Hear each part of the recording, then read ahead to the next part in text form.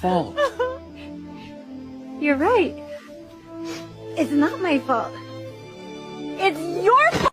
Hey guys, welcome back. This channel is shared and run by two twin sisters, so I'll be your host, Star. I don't know what the thumbnail will look like at this point, but the drawing in today's video I have already posted on my socials and even on this channel's community tab to ring in the new year, so you may have already seen it. Now, when I say I worked on this piece for 2+ months, I am not exaggerating, at least not exactly. I did start this back in October for one of my Halloween related videos back then, but never got around to finishing it. And then I was working on it on and off until I posted it back in January. I started off this piece with the idea of taking gems and turning them into character designs. In the end, I just used their color palettes mainly as a source of inspiration for some clown designs instead. Remember, this was going to be back for Halloween, and I had an idea to draw these traveling trios of clowns for my fantasy world story, Avian. Before I get more into the vision, I started off this process with concepting ideas for those clowns. I took each of the meanings and symbols of the gems that I chose and wrote down notes on what I thought of for designs, and then started concepting clothes for them. My sister gave me the idea to draw the trio in a scene with a background instead of just kind of standing in a color void, so I knew that I wanted to be sure what their outfits would look like before I began the final version. So for the gems that I chose, they were Bloodstone, Pink Opal, and Bicolor Sapphire. My notes for Bloodstone were speckled red, maybe colorful green skin, symbols on the skin. I had some weapons/power ideas, and then non-human characteristics. With those ideas in mind, I began to conceptualize some clothing pieces, playing around with ideas for a bigger body size instead of making a non-human character. For Pink Opal, I didn't have many ideas, at least none that I wrote down on my canvas.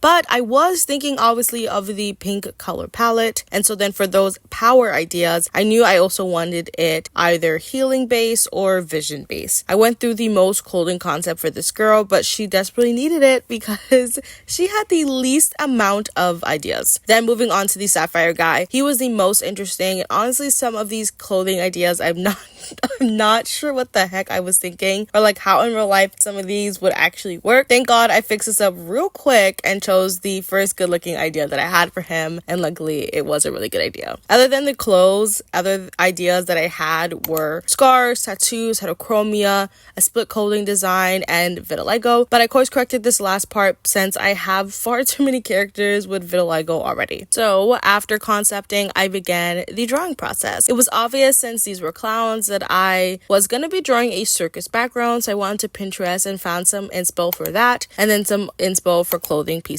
as well early on into the process. After getting that in check, I start to work on the actual piece. Even with ideas in my head, I still had some uncertainties. Like the Bloodstone gem has green in it, so was I adding that to the skin or was that going to be elsewhere on the body?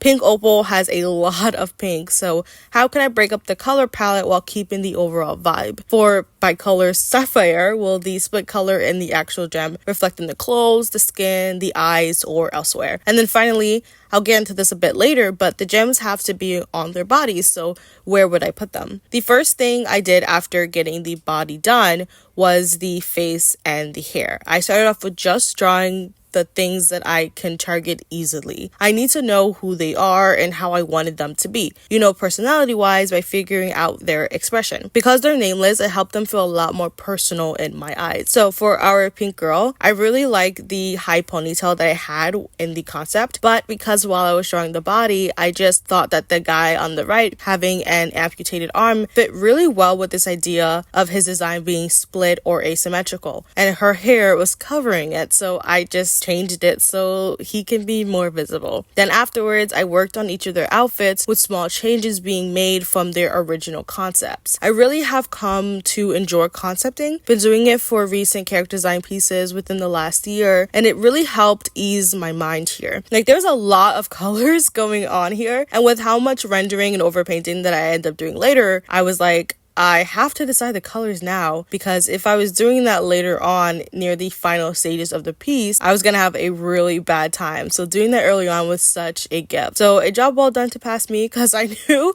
if I had to play around with the colors at the later process in the stage, I wouldn't have rendered the piece at all. But yeah, with that said, let's move on, because I have a lot more to say. I knew that since these characters had to have the gems somewhere on them, I had to figure out where on their bodies they would go to differ it up between them, but also why the gems would be placed there in the first place. In this avian world, one of the main characters in my original storyline would basically discover alchemy or some version of it, as he is trying to create artificial magic, as he is someone born without it, and his curious, idiotic, crazy scholar mind wants to recreate a specific spell he witnessed when he was a kid. At least that's what it is for now, but it's subject to change, and the specifics in terms of why he wants to create magic, yeah, that might change later on. But anyways, by the end of the book, he successfully does so, published his findings, and because of that, other people unsuccessfully tried to recreate what he did, because as he wrote about the fact that he created artificial magic and went into the whole history and timeline XYZ, he doesn't actually write about how specifically he does it, but since he improved on basic knowledge of existing magical artifacts that people knew about prior, others have then just tried to themselves do what they think that he did. So there's a kingdom that is against the mages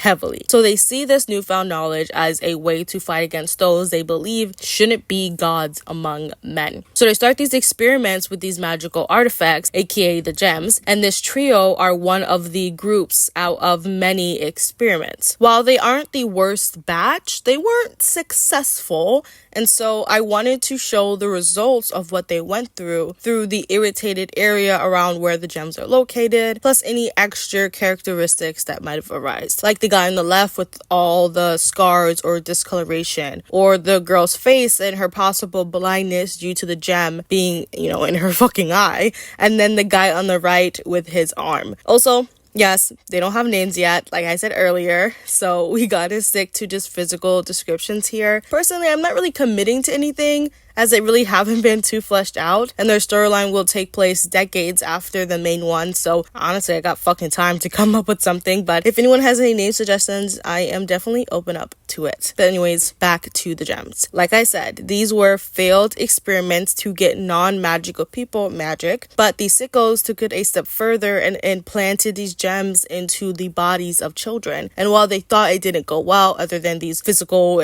scarring, I guess, they actually gained abilities, but obviously not to the state or power of what mages would have, or to the state of power that the kingdom was expecting. So that means I got the pleasure of thinking of power sets that might not, or at least to me, be too popular or offensively powerful. And I had to also think about what powers would a mage have compared to one with artificial magic, to then determine why the government would see them as failed experiments. I also took in mind the meaning and symbolism of the gems to come up with an ability that evokes it. Honestly, now that I'm looking back at it, these aren't really like underrated hidden powers. Oh my god, you're a fucking genius. So I definitely do think I want to go back to the drawing board and really rethink about this. But for now, here is what I had. So bloodstone from my research symbolizes protection, good fortune, and stability. And when I thought of protection, I couldn't choose between healing abilities or strength/endurableness, with him using like a war hammer as a weapon. So I decided that maybe he just has both of those type of powers. For pink opal, it symbolizes love, empathy, it soothes anxiety, and invokes tranquility.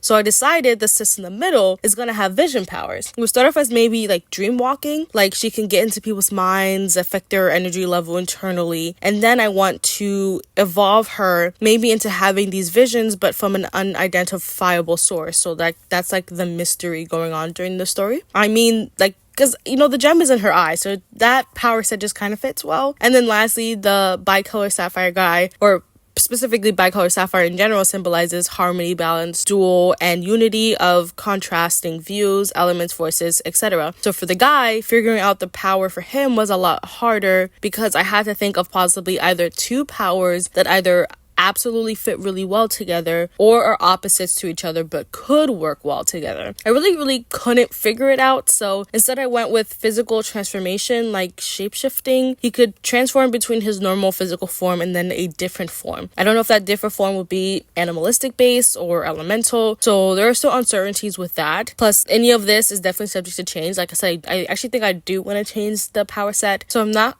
gonna dwell on it too much or like stick to what I have so far. Like, I'm allowed to go back to the drawing board on this. So yeah, moving on, we're coming up to the end here. While the clothing color palette was inspired by the gems colors themselves, and since I want to show cohesiveness between the trio other than them just having the gem implants, I added each of their gem colors onto the other's design. Even if it was just small or just as an accent, I thought it was cute and visually connected them all together.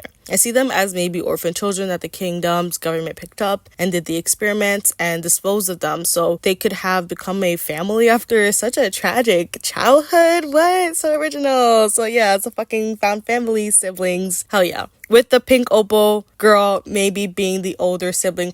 I don't know, but I actually like that. But in conclusion, can I just say I just absolutely love this piece. Like, the art is just so scrumptious to me. It just makes me happy looking at it. Definitely one of my favorites of 2024, or maybe I guess I could say 2025, since I did a good amount of the overpainting on January 1st itself before I posted a piece. I don't know. Either way, I'm so excited for what I'll create more start to finish in 2025. Actually, this is future me. Before I truly end this video, I want to briefly talk about the drawing process, or just a little bits of part of it. Within the last year, I have been drawing to expand my character design work, making characters that feel different from each other or similar if they're supposed to be a part of the same story or the same world, yada yada yada. This is especially so since I want to take on character or concept design commissions or work on character reference sheets. So since this is a fantasy world with such a tragic backstory, it makes working on unique designs very important. So I think the color palette and the effects of the experiment made me go out of my comfort zone to make memorable designs. So the process of all of this was very much a zen experience. However, the one annoyance I did had was for the guy in the left. It was very brief in the recording, so I don't know if you caught it, but picking colors that work together for his face, like the lips against the skin, was a pain, but I definitely got it in the end. At some point, it was very much giving like Jim Crow, racist, black image art. So I was really trying to find something that worked with the skin tone that also popped, but wasn't very weird. But like I said, I did get it in the end. So I am very proud of myself for that. So first, before we end the video, I wanted to share my January bullet journal setup. My theme was crime and investigation, and I used my clown trio as the visuals for it. So as you can see, somebody is clearly investigating them. Maybe they're causing some sort of mischief and mayhem around the kingdom or kingdoms, and someone's trying to figure out basically who they are. If you see the drawing, I think him and him look fairly similar to the drawing, so I think it's a good recreation, especially traditionally. But unfortunately, her looks a bit chopped, so that didn't actually turn out well. But overall, I know I really like this spread. And then the calendar theme follows this as well. And then I also have a drawing of Chancellor. So he is the character that I mentioned decades earlier to the clown trio story, but he's part of the main storyline that he's the one who discovers alchemy. So now decades later, so this is going to be like a younger version of him in terms of the timeline in the clown trio, and decades later he's missing. So whoever is doing this investigation also has an image of him with his name tied to investigating the clown. But overall, I quite like how all of this turned out, and I am really happy about it. With that said, I think I yapped enough. Here is the final piece. I'm just so in love with it. Let me know all your thoughts down below. Thank you so much for watching. It truly means a lot. Jen, I'll see you in another video. Have an amazing day. Stay safe. Stay cool. Peace. Bye, guys.